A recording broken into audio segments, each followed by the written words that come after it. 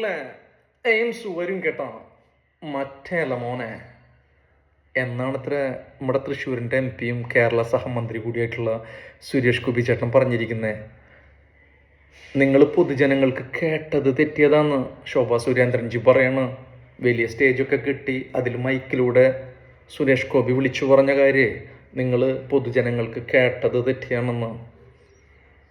എങ്ങനെയാണ് ശോഭാ സുരേന്ദ്രൻജി സുരേഷ് ഗോപി ചേട്ടനെ വെള്ള പൂശുന്നതെന്ന് കേൾക്കണോ നിങ്ങൾക്ക്? പുല്ലേ എയിംസ് വരും കേട്ടാ പുന്നാര മോനെ എന്നാണ് അത്ര പറഞ്ഞ്. ഈ പുന്നാര എന്നൊക്കെ പറഞ്ഞു കഴിഞ്ഞാൽ സ്നേഹത്തിൻ്റെയും വാത്സല്യത്തിൻ്റെ ഒക്കെ ഭാഷയാണല്ലോ പുന്നാര. ഒരു പനിനീർപ്പ് വിരിയുന്ന ആ ഒരു ഇതൊക്കെയാണല്ലോ.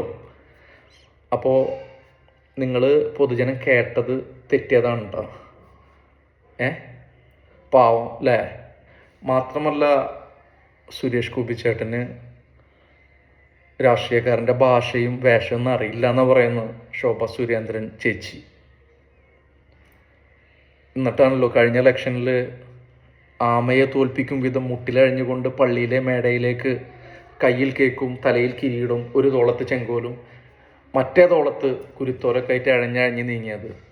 ഏത് ആ ആമന്നെ കേന്ദ്രം കേരളത്തിന് കൊടുത്തിട്ടുണ്ടല്ലോ എയിംസ്. ആ ആമന്നെ അതിനെ തോൽപ്പിക്കുമ്പോൾ ഇത് അഴഞ്ഞഴഞ്ഞ് നീങ്ങിയ സുരേഷ് ഗോപിക്ക് രാഷ്ട്രീയ ഭാഷയും രാഷ്ട്രീയ അഭിനയവും രാഷ്ട്രീയ ശരീരഭാഷ ഒന്നും അറിയില്ല എന്നാണ് ശോഭൻ സുരേന്ദ്രൻജി പറയുന്നത് അല്ലേ?